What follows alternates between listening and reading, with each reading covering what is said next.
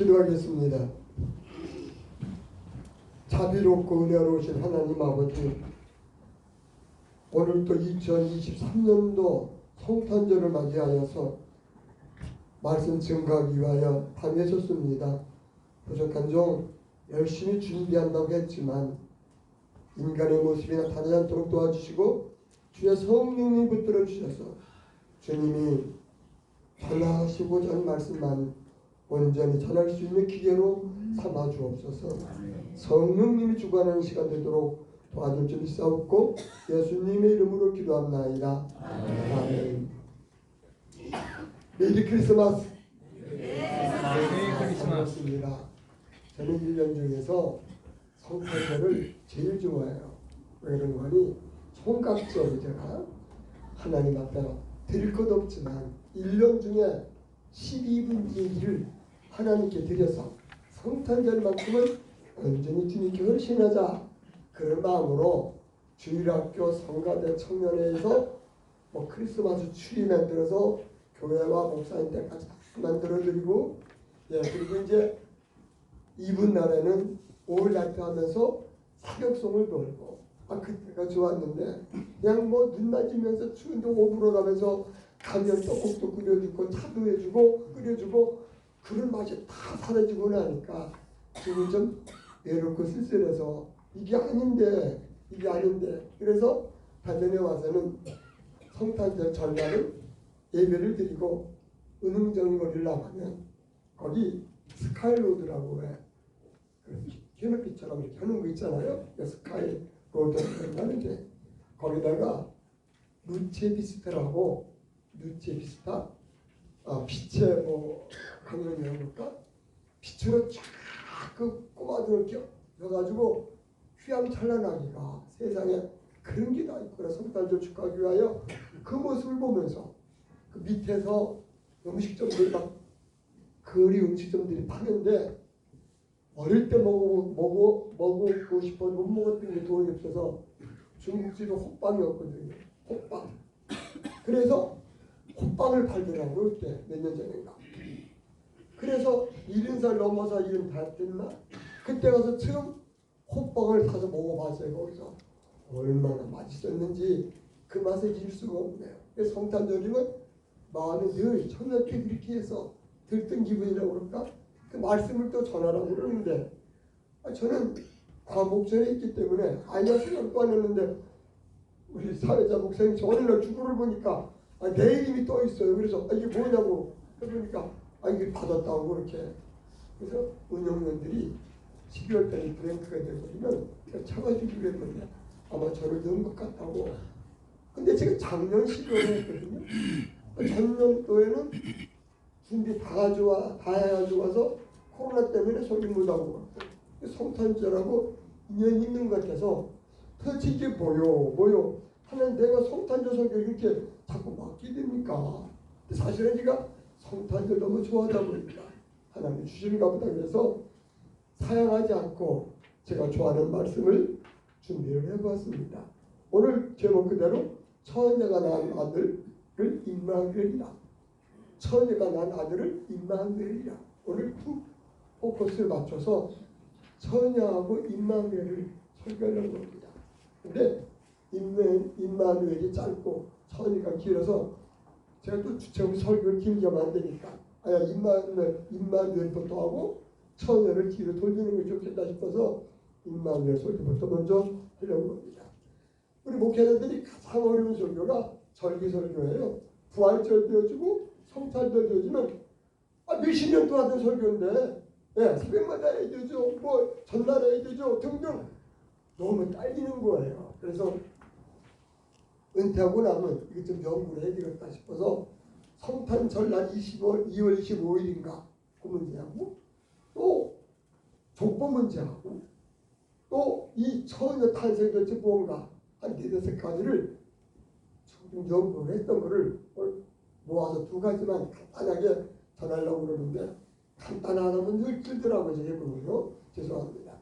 그래서 간단하게 하려고 그러는데 조금 길러 주무셔도 괜찮아요. 밤 푹 놓으시고 푹 주무셔요. 그것도 은혜가 되니까요. 잠자는 것만큼 더 좋은 은혜가 없어서 어제도 저는 오늘 잠 못 자고 나면 안 되니까 약 좀 먹고 자서 약 풀어요. 푹 자느라고. 여기서 은혜를 되면 푹 주무십시오.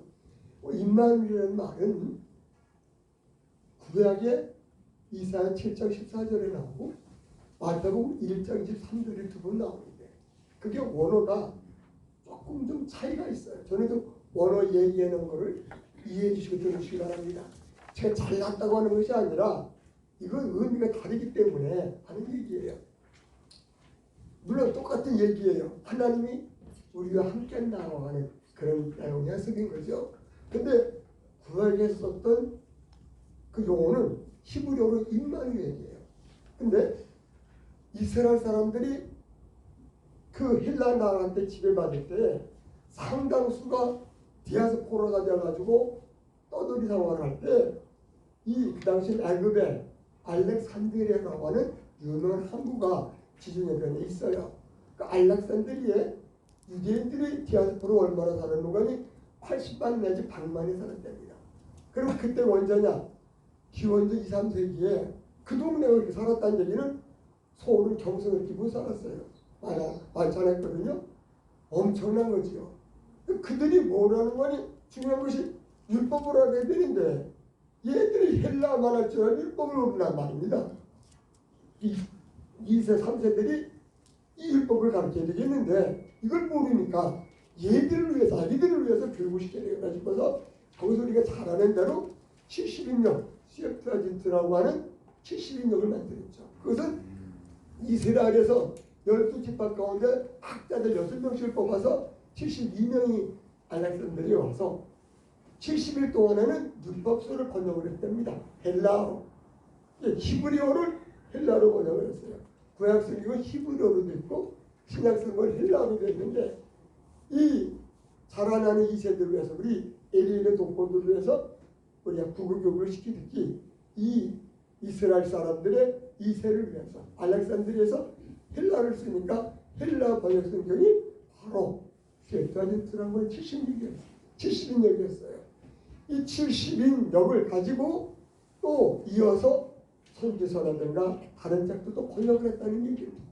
그래서 이사야까지 번역을 했는데 저는 이게 도대체 이해가 안 가는 게 구약 성경 임마누엘인데요.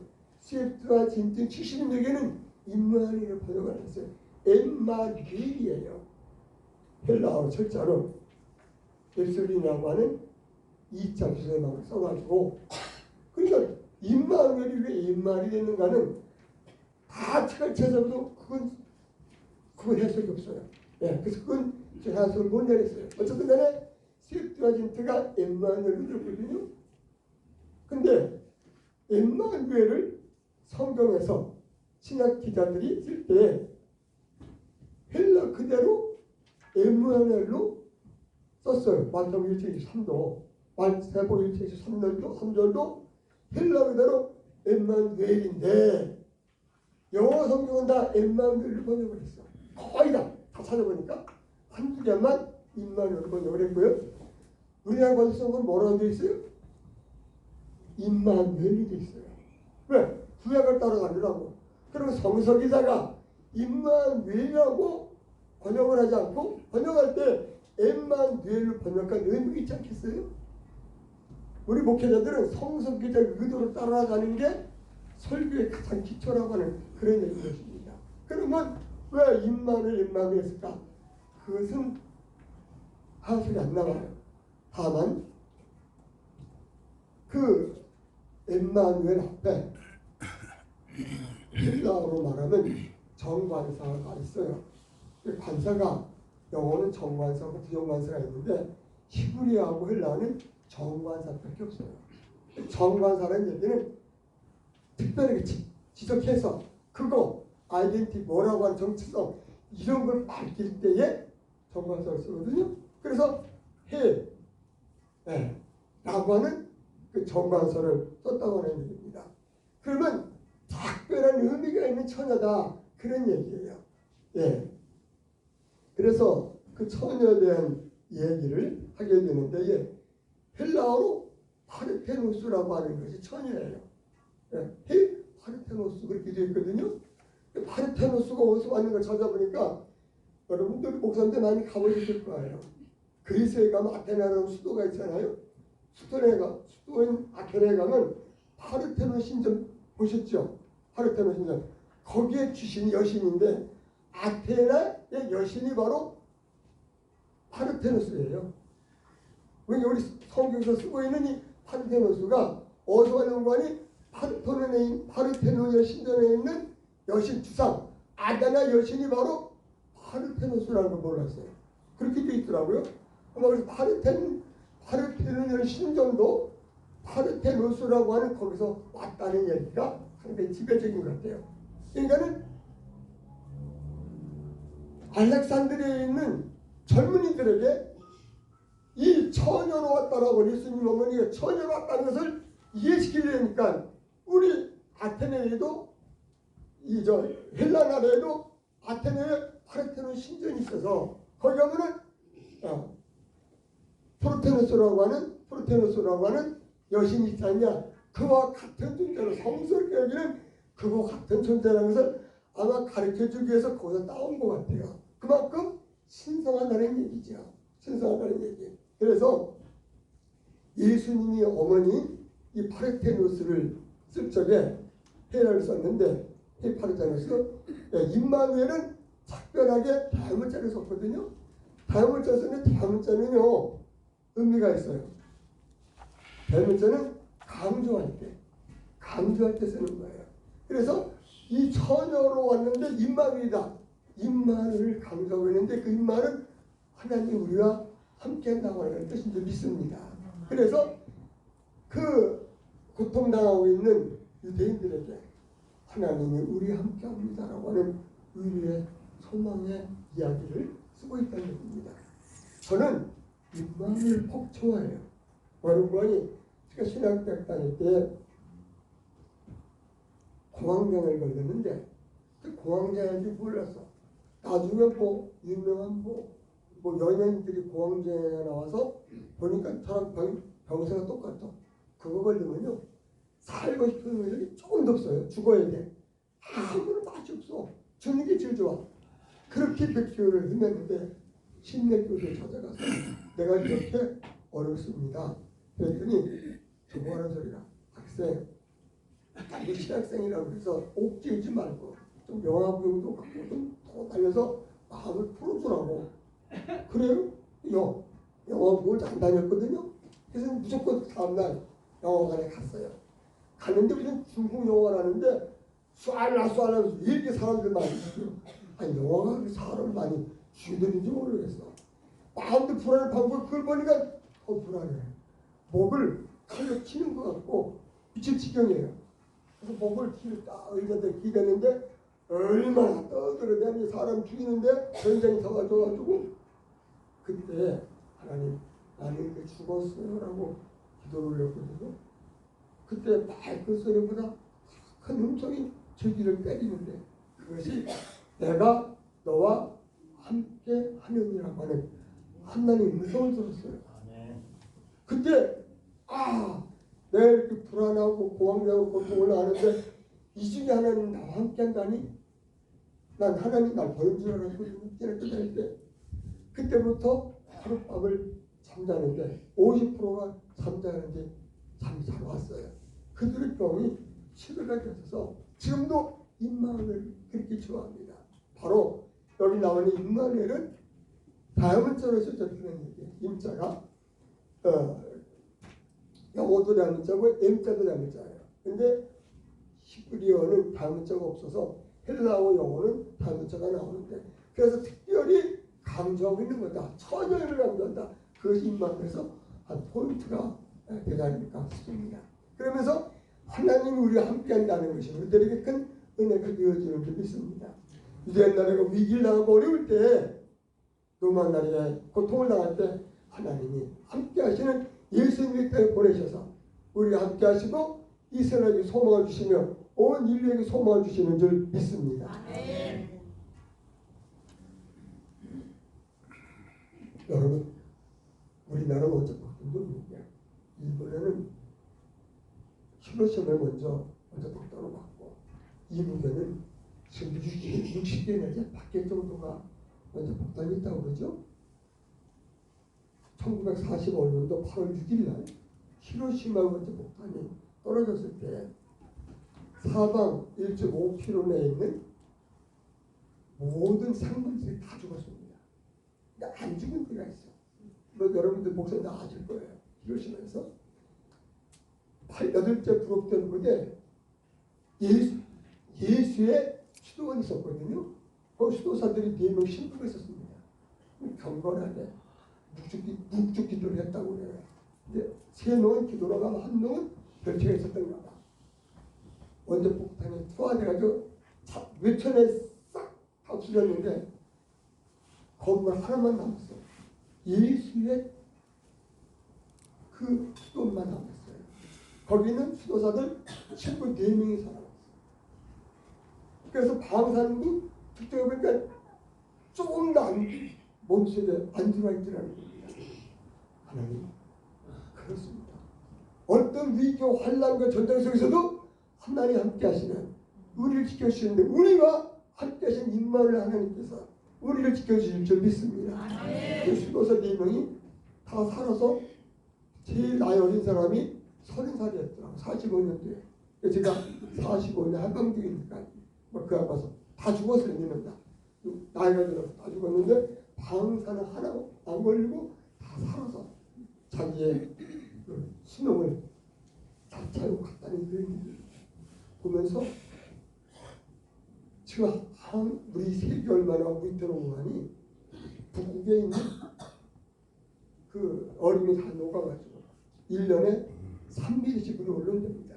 이것 때문에 뭐 가뭄, 지진, 화재 이런 엄청난 자연재해가 몇 년 사이에 갑자기 늘었고 호주에서는 산속에 불이 나가지고 1개월인가 2개월부터 해에서 불이 타가지고 상당한 땅이 소실되고 말았어요.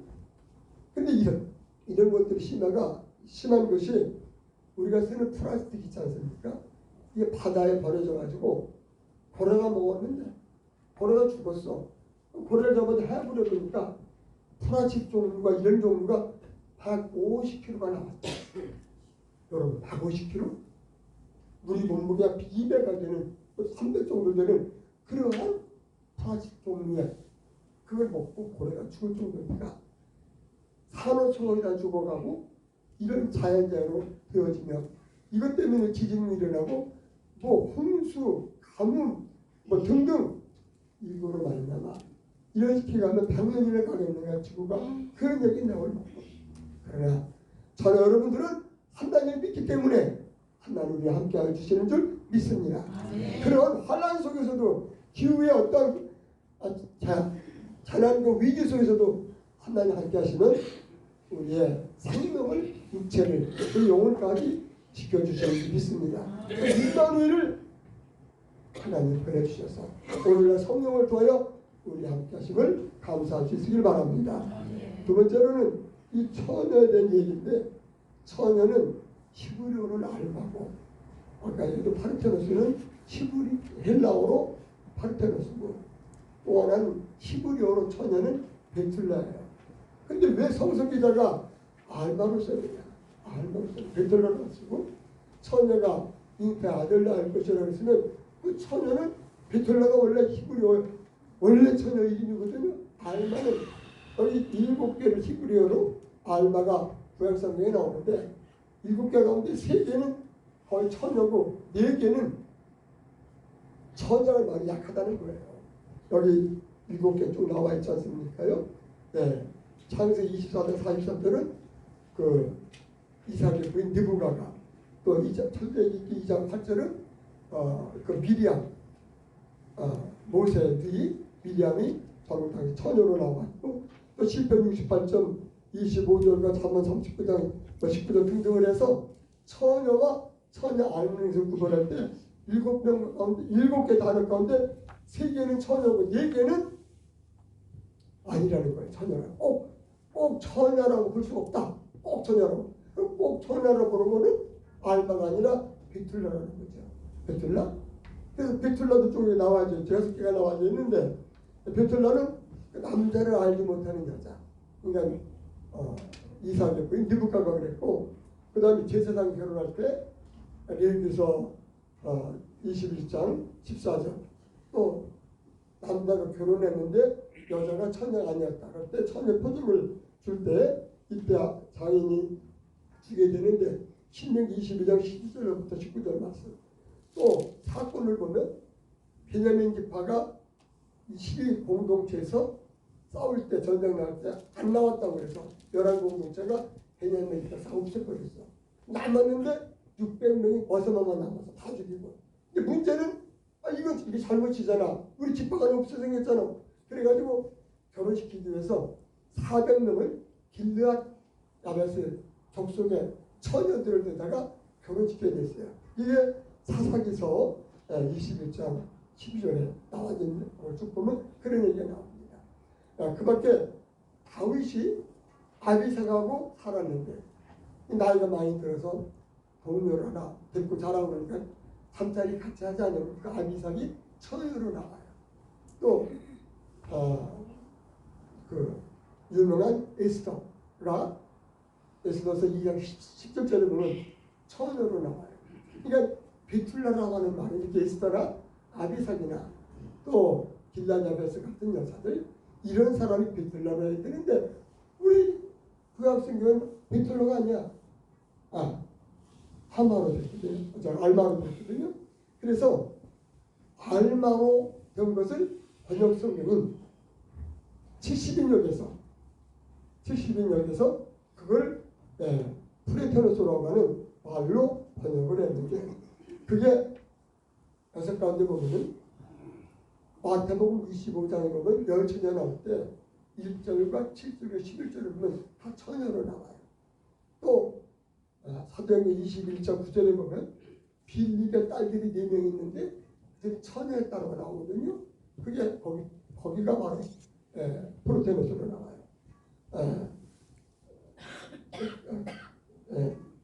이렇게 따뜻하고 정결한 여자를